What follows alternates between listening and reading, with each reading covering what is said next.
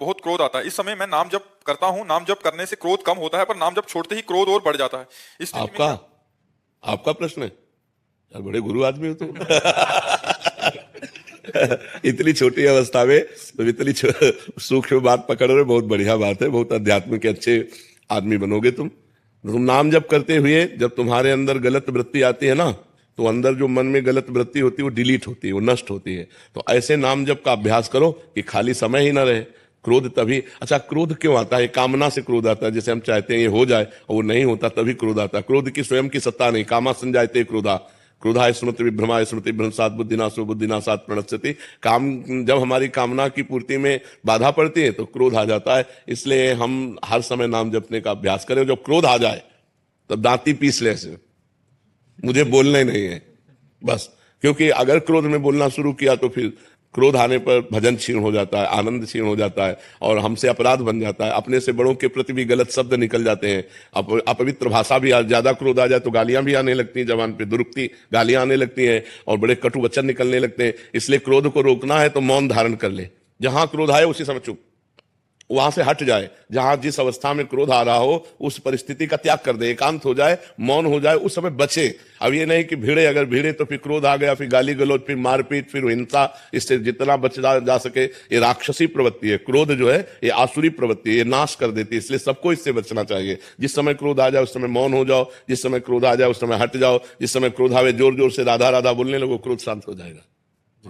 मंजीत सिंह जी गुड़गांव से। जी श्री हरिवंश महाराज जी, आपके चरणों में कोटि कोटि प्रणाम।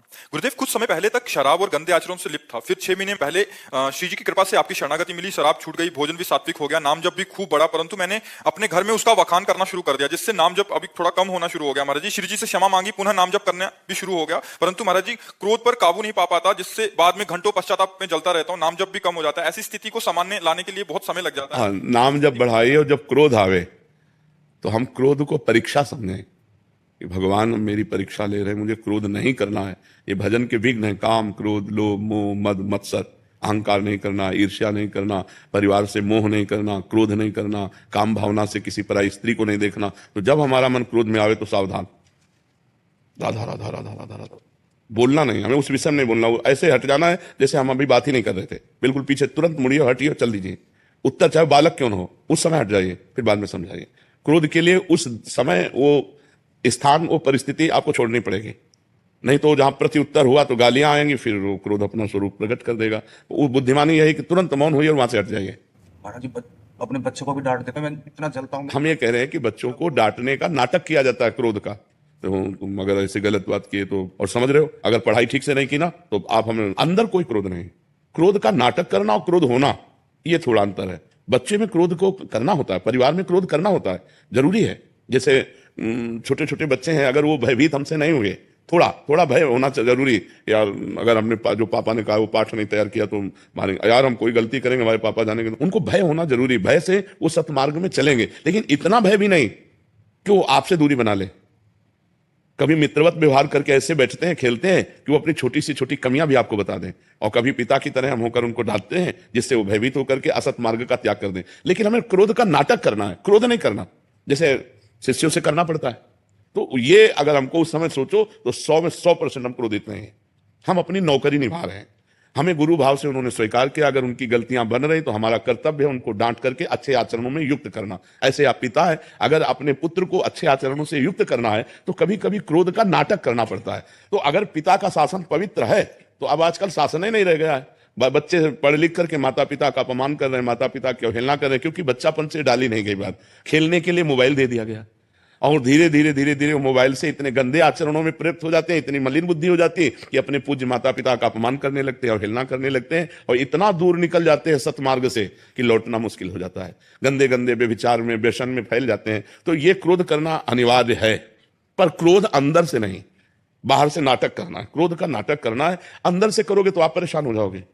बस वो मारना नहीं है, मारने की एक्टिंग पूरी करनी है, बाप रे आज तो बच गए, ऐसा करना है। क्रोध का अंदर हृदय में प्रवेश ना होने पाए, अगर बाहर से हम नाटक करें तो अच्छा रहेगा। परिवार में अगर अब माता पिता शराब पी रहे हैं, माता पिता गंदी बातें कर रहे हैं, माता पिता गंदे दृश्य देख रहे हैं, तो बच्चों पर आचरण नहीं पड़ेगा। तुम खुद अध्यात्मवान बनो और बच्चों को अध्यात्मवान बनाओ। बिना अध्यात्म से जुड़े किसी का जीवन मंगल में नहीं हो सकता। आज हमारा समाज जितना अध्यात्म से बिलग है, उतने देख लो क्रूरता में पहुंचता जा रहा है। कैसे कैसे समाचार आते हैं, मतलब क्या है क्या है, ये नौजवान कहां जा रहे हैं, कहां जा रहे हैं? क्या वो मनुष्य शरीर नहीं है? क्या वो अपनी बहन नहीं है? आप कैसा व्यवहार कर रहे हैं? अध्यात्म तो चराचर जगत को मंगल में बना दे, लेकिन जुड़े ना जब, अब वो राक्षसी प्रवृत्ति से जुड़े, आधुनिकता से जुड़े, मंगल में भाव है नहीं, तो देखो कैसी कैसी गंदी बातें होती है। अब आजीवन सजा होगी, एक गलती का परिणाम आजीवन सजा, जीवन बर्बाद हो गया, पढ़ाई लिखाई स्वस्थता सब जब जाओ जेल, या तो फांसी की सजा या तो जेल, ऐसे ऐसे आचरण होने लगे हैं। तो हमें लगता है बहुत संभलना चाहिए और अध्यात्म में जुड़कर भगवान का नाम जब अपने बच्चों से भी कराना चाहिए, थोड़ी देर बैठकर कथा सुनानी चाहिए। सत्य शास्त्रों के श्रवण से बड़ा मंगल होता है। महाराज जी, बच्चे तिलक लगा के जाते हैं तो स्कूल कह रहे हैं, स्कूल में कहते हैं कि ये कौन सा काला जादू है। हाँ, तो दूसरा कर ले कि सूखी रज ले लेना, सूखी रज का ऐसे लगा ले तो चिन्ह नहीं बनेगा और तिलक भी लग जाएगा। अब स्कूल में तो जो पढ़ाई हो रही है, आप देख ही रहे हो, आधुनिकता की पढ़ाई हो रही है और ऐसे ऐसे आचरण नौजवानों के हो रहे हैं जो जो नहीं होने चाहिए। क्या ये विद्या है? विद्या तो वही है जो विनय और सद्गुण की उत्पत्ति कर दे, विनय और सद्गुण की उत्पत्ति कर दे। आज तिलक लगाने को लोग रोका जाता है। आज भगवत कार्य को अगर माला डाल के जाए हो तो उसको रोका जाएगा, उसका उपहास होगा। अगर भगवान नाम कीर्तन, भगवान नाम जप करके और पाठ, हम लोगों के स्कूल में प्रारंभ से हे प्रभु आनंद दाता ज्ञान हमको दीजिए, ये सब प्रार्थनाएं होती थी बड़ा। और कबीरदास जी के दोहे, रहीमदास जी के दोहे, मंगल में वीर पुरुषों के चरित्र, तो उससे संस्कार पढ़ते हैं। अब हम पता नहीं है कि नहीं इस समय ये चीजें, हमारे देश के वीर वीरांगनाओं और साध्वी साधुओं की चरित्र भी रखिए, जिससे पढ़ करके उनके अंदर संस्कार पड़े, उनके अंदर भाव पड़े। तो ठीक है, क्रोध करना नहीं, पर क्रोध का नाटक जरूर करना चाहिए। रात में इतने सपने आते हैं जिन सपनों का मेरी जिंदगी से कोई लेना देना नहीं रहता। देखो, जिस समय हम सुषुप्ति में जाना चाहते हैं और हमारा मन सुषुप्ति में नहीं गया, सुषुप्ति कहते गाढ़ निद्रा, उस समय मनोराज्य रचा करता है जो अभी हमसे हो चुका है या जो पूर्व में हमसे वर्तमान के पीछे समय में हुआ या अन्य जन्म में हुआ, वो सब एक चिप है। जैसे छोटी सी चिप में 350 घंटा का प्रवचन भर जाता है, तो इस भगवान ने एक मन ऐसी चिप रखी है, इसमें हजारों जन्मों का बना हुआ है। जब योग के द्वारा हम इसको सिद्ध कर लेते हैं तो कई जन्म की हमें स्मृति हो जाती है। जैसे भीष्म जी सैया पे पड़े और वो कह रहे हैं मुझे 100 जन्म तक याद है प्रभु, मैंने कोई ऐसा पाप नहीं किया कि मुझे ये सैया मिली है। भगवान ने कहा इसके ऊपर और जाओ। तो हमारा मन क्या करता है कि कभी तो बिल्कुल फालतू दिखाता है, कभी वर्तमान में जो घटना घटनी है आगे उसका संकेत देता है, और कभी पूर्व में जो हुआ है उसको दिखाता रहता है। तो कभी कभी वो ऐसी बात बताता है कि जो अब सुबह होने वाला है, 4 बजे है और आप स्वप्न देख रहे हैं और उसमें कोई घटना दिखा रहा है, अब वो संकेत दे रहा है कि घटना होने वाली है, तो उसमें सावधानी की जरूरत है। और 4 बजे के पहले जितने स्वप्न हैं वो सब फालतू, उसकी बात समझो। 4 बजे, ठीक 4 बजे ब्रह्म मुहूर्त में यदि वो स्वप्न दे कि हमारे साथ ऐसा घटने वाला है, तो आप सावधान हो जाओ, आपको संकेत दे रहा है वो घटना घटने वाली है, बकाया और कोई उसका महत्व नहीं है। उसमें ज्यादा नहीं पचड़े में फंसना चाहिए। अगर ऐसे फंसोगे तो बिल्कुल फालतू है, कुछ नहीं है उसमें। ये बात अब सही है कि कुछ घटनाएं से सुबह आभास हो गए कि ये घटना, हाँ, 4 बजे प्रातःकाल ब्रह्म मुहूर्त में यदि कोई संकेत कर रहा है वो मन स्वप्न में, ऐसा सामने तो ऐसा देखा है कि देखा और सुबह घटना घटी, तो वो पवित्र मन में प्रातःकाल ब्रह्म मुहूर्त में जो आ जाए, फिर उसमें थोड़ा चिंतन करने का है कि ये सावधान रहे, कोई घटना न घट जाए। अच्छी या बुरी घटना उस समय वो देता है, बका शेष समय उसकी फालतू बातें रहती है। कभी कभी लगता है कि बहुत शांति चल रही थाना क्षेत्र में जी, और ये एरिया हमारा ऐसा कुछ घटना न घट जाए, पता चला 1-2 दिन बाद हो ही जाए। हाँ हाँ हाँ, बिल्कुल। वो मन जब पवित्र होता है तो संकेत देने लगता है, मन संकेत देने। नाम जप कीजिएगा, करते हैं नाम जप? नहीं, फिर जीवन का मतलब क्या रहेगा? थोड़ा नाम जप तो कीजिएगा, जो नाम आपको प्रिय। कौन सा नाम आपको प्रिय भगवान का? हनुमान जी प्रिय। हाँ, तो राम राम बोलना पड़ेगा, तभी तो हनुमान जी को अच्छा लगेगा। तो चाहे 10 मिनट से शुरुआत तो कीजिए, 10 मिनट राम राम राम राम राम जप, ठीक है। ईश्वर का सुमिरन नहीं तो जीवन का क्या महत्व है? क्यों? अगर ईश्वर का, परमात्मा का, भगवान का सुमिरन नहीं है तो जीवन का मतलब क्या रह गया? फिर जीवन तो बेकार जीवन है। खाना पीना, सोना जागना, लड़का बच्चा पैदा करना, ये तो पशु पक्षी भी करते हैं।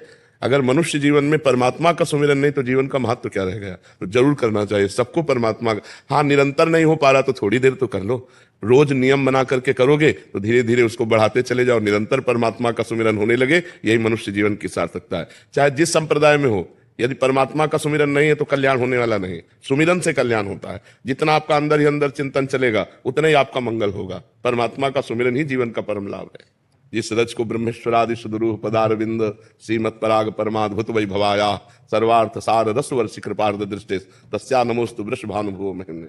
ब्रह्मा और भगवान शिव जिस रज को अपने माथे पे धारण करना चाहते हैं वो ये वृंदावन की रज है। बड़े सौभाग्यशाली हैं जिनको इस रज का सेवन करने का सौभाग्य मिलता है। और ये सर्वार्थ सार रसवर्षि कृपार्थ दृष्टि, रजोपसेवी और नाम जापक उसको निश्चित प्रेम प्राप्त होता है जो वृंदावन की रज का सेवन करता है और निरंतर नाम जप करता है। अंतर रहित तैल धारावत, जैसे एकांत स्थान पे रखा हुआ दीपक की लौ एक, ऐसे ही परमात्मा चिंतन की दृष्टि एक, एकदम भगवदाकार जीवन का काम बन गया। सब साधना का फल है हमारा निरंतर भगवदाकार वृत्ति रहे, उठते बैठते चलते फिरते केवल परमात्मा चिंतन। हर चिंतन की काट करके जो भूत भविष्य का चिंतन मन करता है ना, इधर उधर गंदी बातें, उसको डिलीट करते हुए साक्षी भाव से निरंतर नाम जप करते हुए एक ऐसी स्थिति बना ली जाए जिससे प्रभु का विस्मरण ही न हो, बस जीवन मुक्त हो गया। भगवान का सतत मधुर मधुर स्मरण चल रहा है, इससे बड़ा कोई योग नहीं। तेसाम सतत युक्ता नाम भजताम प्रीति पूर्वकम ददामि बुद्धि योगम तम येन माम पयांति। जो सतत प्रेम पूर्वक भगवान का निरंतर स्मरण करता है, भगवान उसको बुद्धि योग प्रदान। बुद्धि परमात्मा, बुद्धि कृष्णाकार, बस हो गई बात। यही बात है। खूब भजन करो, एक क्षण भी भजन से अव्यर्थ कालत्वम, एक भी क्षण व्यर्थ न जाने पावे तब चतुर सुजान साधक है। एक क्षण भी भगवान के सुमिरन से खाली न जाए, चाहे लीला कथा हो, धाम महिमा सुन रहे, नाम महिमा सुन रहे, भगवान के गुण लीला चिंतन में लगे। अन्यथा जो मिनट खाली गया तो कहा हनुमंत विपत्ति प्रभु सोई, जब तो सुमिरन। बोले से महाराज जी पहाड़ी बाबा का एक हम बहुत साहस करके बहुत हिम्मत करके बोल रहे हैं। महाराज जी पूज्य पहाड़ी बाबा के चरित्र सुनाते, बोले गौरदास जी रहते थे तो बाबत से पूज्य देवराहा बाबा सरकार पूछे ये गौर आप कहाँ से आए? बोले खाक चौक में हम रहते। फिर क्या है पहाड़ी बाबा के यहाँ रहते? बोले वो तो सिद्ध महापुरुष, कैसे रहते आप उनके पास? बोले बाबा मैं हाँ कहता और ना में ना कहता। हाँ में हाँ कह के फंस गए, अब तो पीटे जाएंगे हम। लेकिन आपकी कृपा है। पर पूज्य पटिया वाले बाबा सरकार कीर्तन करा करते कि हम बालक तुम माए हमारी, श्री गुरुदेव करो रखवारी। आप ही रखवारी करो महाराज जी। हम तो ऐसे मन में स्मरण आ रही।